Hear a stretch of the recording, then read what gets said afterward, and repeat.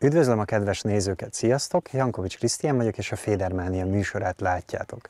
Éppen itt állok a Tribai tó partján, ahová kiugrottam egy jó kis hosszú hétvégi féderezésre. A mostani horgászatom érdekessége, hogy foglaláskor már csak egyetlen egy hely maradt, az egyes, amely a tó legrosszabb helyének számít.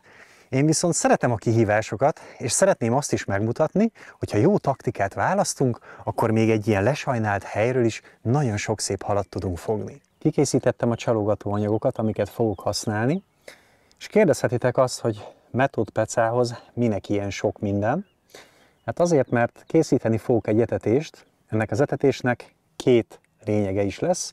Az egyik az nyilván, hogy odahúzzuk a halat. Ehhez nagyon nem mindegy, hogy mit használunk, ezért összeválogattam azokat, amelyből egy olyan mixet tudok készíteni, ami már nagyon sok helyen bevált nekem, és itt is biztos, hogy nagyon jól fog működni. Fontos, hogy apró szemeket tartalmaz, ezért sok időt töltenek el a halak az etetésem, illetve maga a csalink is apró méretű, és itt jön a másik lényeges dolog, hogy ezek a szemek, ezek nagyon sokféle színűek lesznek, ezáltal a színes csalikkal nagyon könnyen be tudjuk majd csapni, akár a nagyobb halakat is, hiszen ezen a vizen már egy 10-15 kilós ponty is nagyon sok mindent megélt, és nagyon kiokosodott, úgyhogy itt mindent be kell vessünk ahhoz, hogy meg tudjuk fogni őket is, illetve még akár a nagyobb halakat is. Nekem és a teszthorgászainknak kétfajta ízvilág vált be itt nagyon.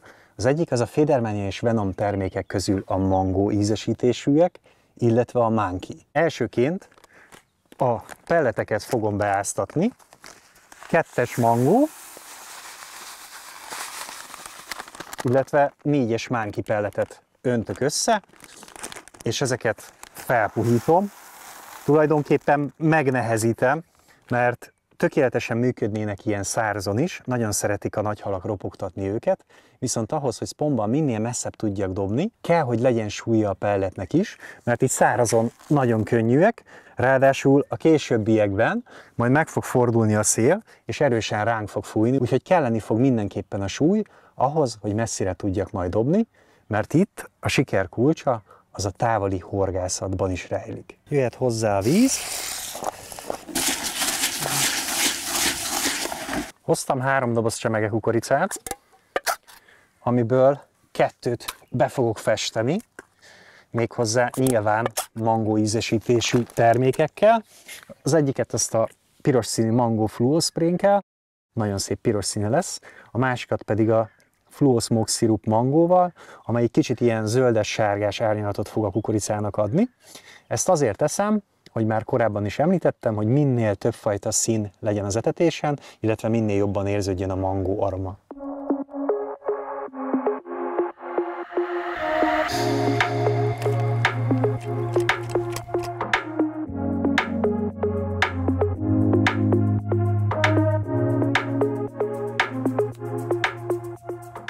Így egymás mellé rakva jól látszódik a színkülönbség, gyönyörű magenta színű, ez egy kicsit olyan élénkebb sárga lett, ez pedig hát ugye a kukorica sárga. Közben a pellet az megszívta magát vízzel, hogy jöhet hozzá a többi adalék, belerakunk egy 13-as amurboilit. Ugye az amurboili is többek között mangó aromával készül,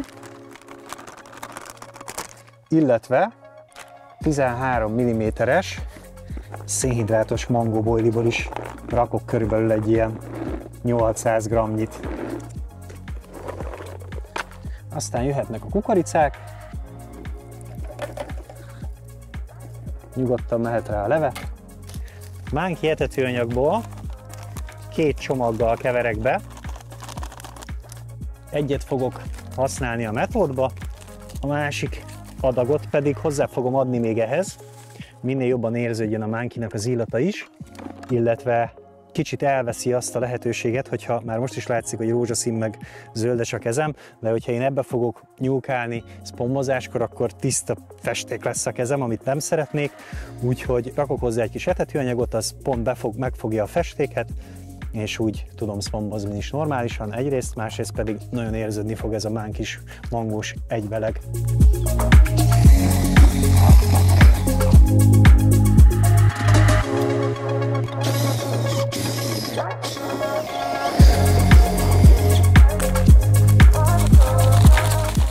hot mango is ugyanabból a mangó aromából készül, mint a többi termékünk, úgyhogy harmonizálni fog az etetőanyaggal.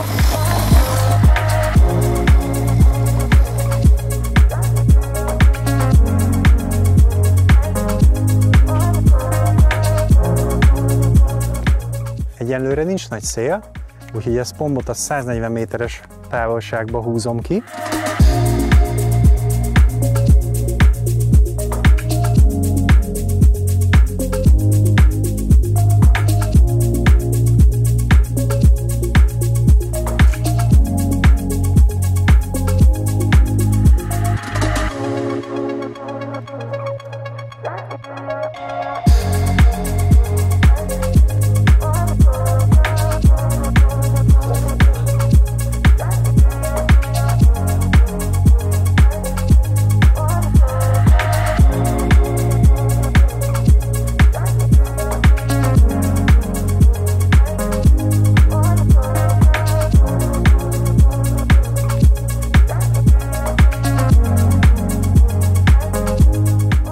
Már 13 óra is elmúlt, úgyhogy nem ártana bedobni a botokat. Eljutottam odáig, hogy most csalizok. Az első horogra egy picike mangós boili és egy mangós pop-up kerül összefaragva.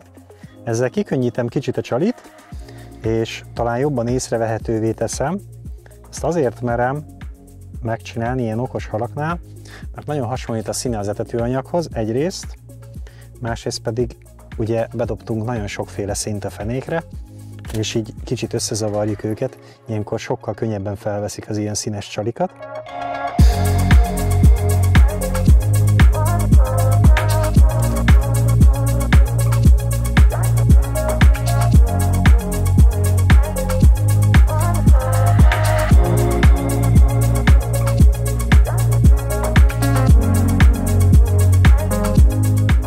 Az egyik botot azt 10 méterrel dobtam túl az etetésen, a másikat 20-szal, ezt pedig kiklipszeltem pont az etetés közepére.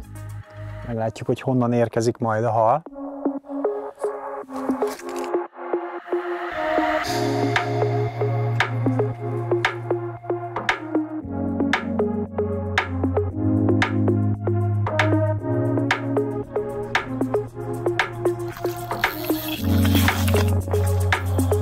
Nagyon komoly kapásra érkezett ez az első hal, és hát túl sokat nem kellett várni rá. Most megmutatom az időt, mert mindig el szoktam mondani. 13 óra 33, körülbelül olyan 13 óra, nagyjából 20-kor dobtam be az utolsó botot. Hát és így elsőre azért ez egy elég komoly pontnak tűnik.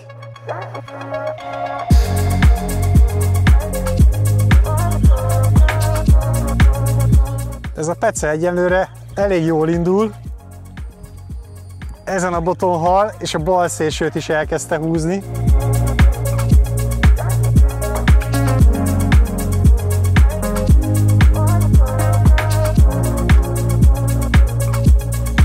A felszerelésről annyit, hogy fonott zsinórral horgászom, fonott főzsinórral, 14-es vastagságúval, hogy minél nagyobb távolságra tudjak dobálni.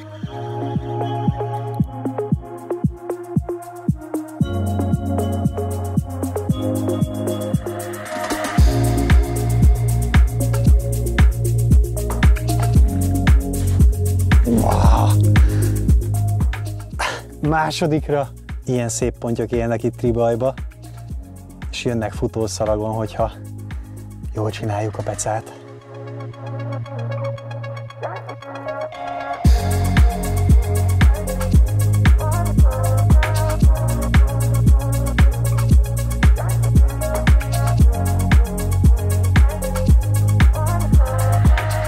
A 12 mm-es mangós Roneric pop-upot vágok el, úgy, hogy kicsit kevesebb, mint a felét, nagyjából elharmadolom. Ezt felhúzom, és utána jöhet a mangós 13-as boili.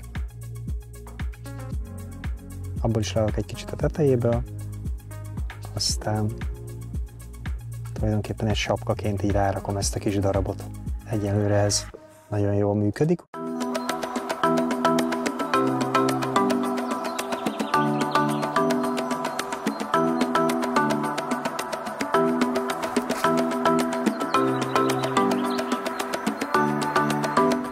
működik ez a csali kombináció, hogy ezt a botot kitekerem, és erre is fölrakom ugyanazt.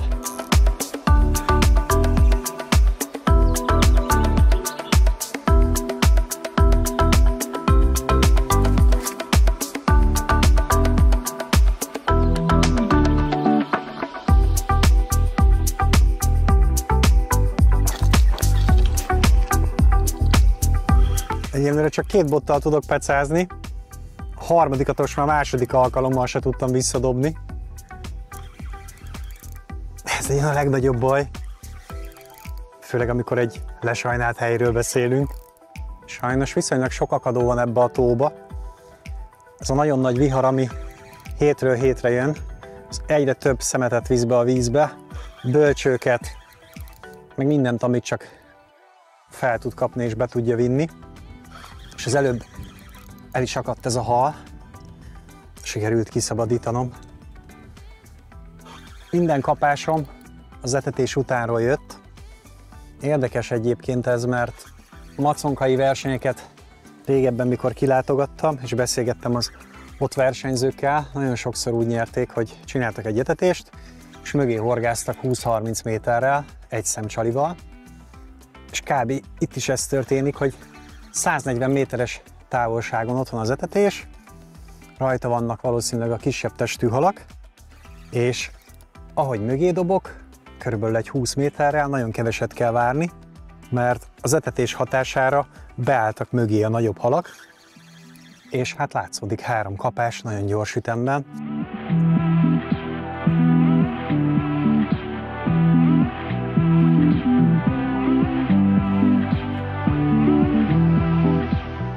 Horoghegyet mindig ellenőrzöm. Az itteni halaknak nagyon kemény a szájuk. Sok horogütöttesebb miatt be van csontosodva, és emiatt nagyon helyes horog kell a megfogásukhoz.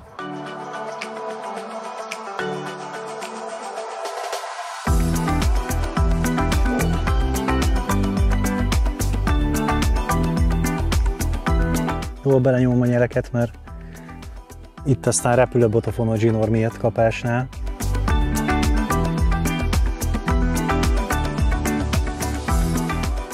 És végre van idő ráetetni ezt pombal. Ez lehet, hogy pont annak köszönhető, hogy felették már a sok apró szemet, és arrébb is álltak az etetés környékéről.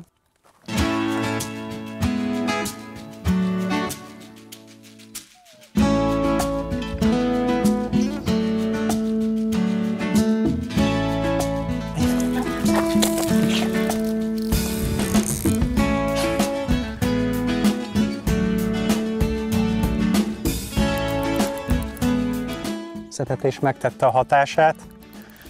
Bedobtam 3 szpombbal, épp hogy leraktam a szpombos botot, és meg is érkezett egy jónak tűnő ponty. Azt a mindenit! Hát ez a hal, ez rendesen, na végre! Behúzott körülbelül, hát 50 métert biztos, de szerintem inkább egy 60-80-at. Reméljük, hogy sikerül onnan visszahúzni, mert ez biztos, hogy nagyon jó ponty lesz. Az a gyanúm, hogy nem véletlen volt ilyen erős ez a hal.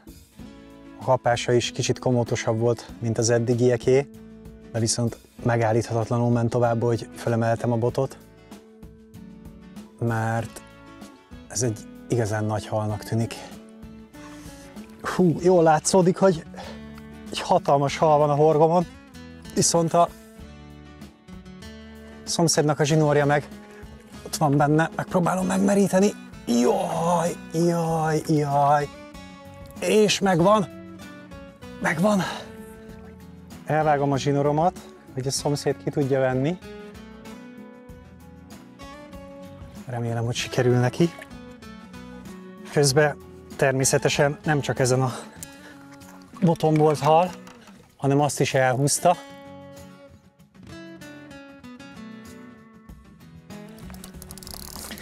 Hát ez egy fantasztikus peca. Hú! Kint van egy jócskán 20 kg feletti pontja bölcsőbe. És ismét egy dupla kapás.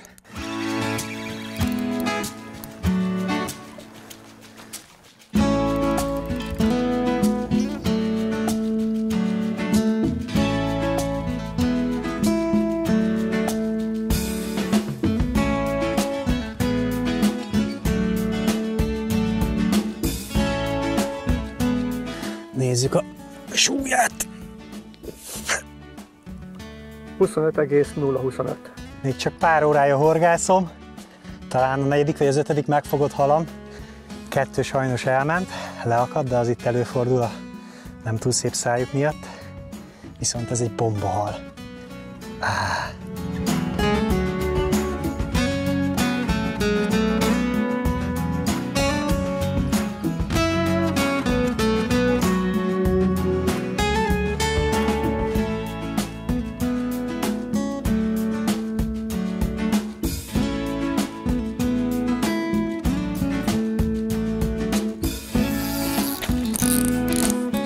Ezt eldobtam egész balra, abból az irányból elkezdett fújni a szél, és a szél erejét kihasználva eldobtam amilyen messzire csak lehet.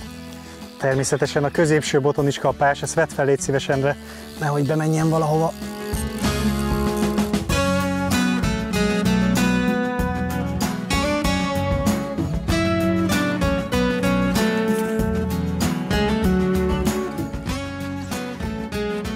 Ez megvan.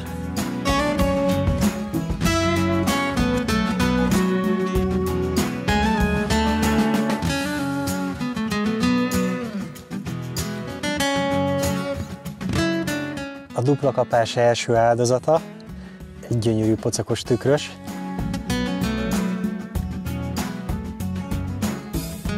A második pedig ez a jó erőben lévő töves.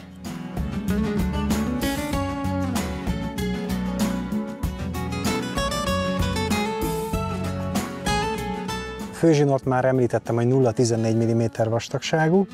Van előtte egy 0,28-as fonott dobóelőke.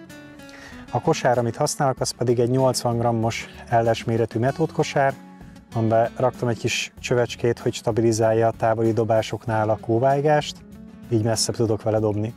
Az előkém, a horog előkém pedig egy 18 librás boilis fonott előke, egy 7-es méretű horgot használok, a csali pedig ugye a szokásos 13-as mangó, és fölötte az a kis vékony mangó pop-up.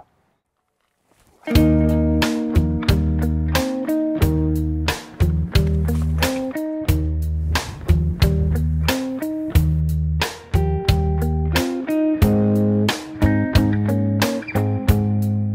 mostani pecámhoz elektromos jelzőket szereltem fel. Ennek nem az az oka, hogy hallani akarom, hogy sípolnak, amint látjátok, vagy hallottátok is, le vannak halkítva teljesen. Az a lényege, hogy itt a görgőn nagyon könnyen tud mozogni. Hoppá! Ugye ilyen könnyen tud mozogni a fonott zsinór. Pont ezt akartam elmondani. Mert előfordult már velem többször, hogy a féderes bottartó fejeken az ilyen hirtelen kapásnál, ami fonott zsinórnál van, a fonott zsinór az belevág a fejbe, és annyira bele is tud szorulni, hogy amiatt el is tud menni a hal.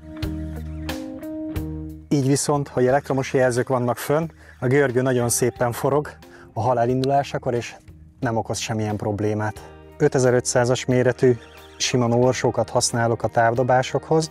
Nekem ez a méret vált be a leginkább. A fékrendszere az hosszú utas, bár viszonylag ritkán szoktam használni a féket. Főleg itt a kapásoknál, utána általában ugye így oda-vissza tekerve fárasztom a halakat. A horgászbot pedig, amivel ilyen nagyokat dobálok, az egy 15 láb hosszú, azaz 450 cm-es távdobó féderbot.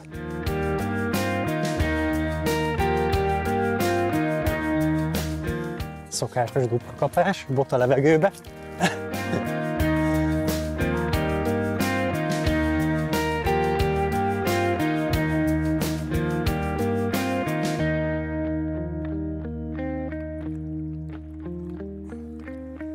Ismét egy brutális akadás.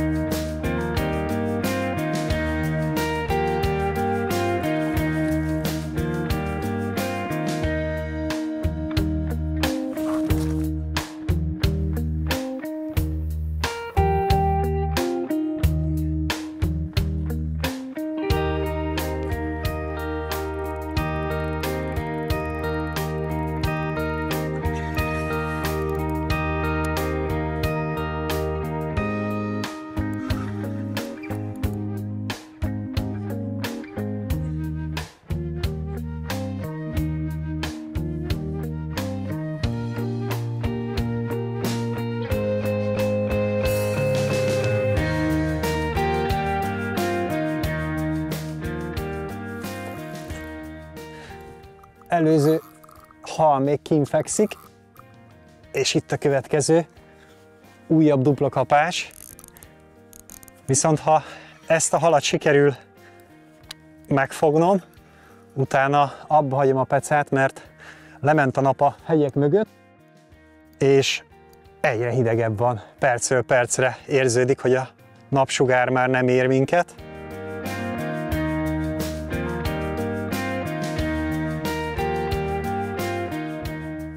A mai napot stílszerűen egy dupla kapással fejeztem be.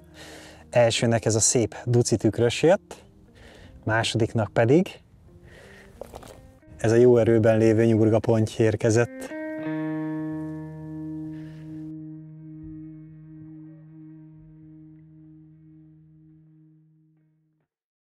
Többen kérdeztétek már tőlem, hogy érdemes-e lejönni ide a Tribai horgásztóra egy néhány napos túrára. Azt gondolom, hogy a mai peca csattanós választ adott erre, hiszen nem hogy néhány napra vagy egy egész napra, hanem csak egy fél napot pecáztam, és ahhoz képest 16 kapásom volt, ráadásul sikerült fognom egy csodálatos tükörpontyot is. Tehát ilyen rövid idő alatt nem csak kis pontyokra számíthatunk, hanem ha van egy kis szerencsénk, akár a Tribai tó óriásai közül is foghatunk egy párat. Köszönöm szépen, hogy a mai napon is velem tartottatok, sziasztok! Az elköszönés után még maradtam 2 napot, hiszen egy hosszú hétvégére érkeztem, viszont kizárólag a nappali órákba pecáztam, de ez a rövid idő is elég volt ahhoz, hogy a bemutatott metód módszerrel 3 darab 20 kg feletti pontyot is sikerüljön fognom. Rögzítettük ezeket a halakat is, illetve még több 15 és 20 kg közötti példányt, amelyeket szeretnék most megmutatni nektek. Köszönöm szépen, hogy ma is velem tartottatok, sziasztok!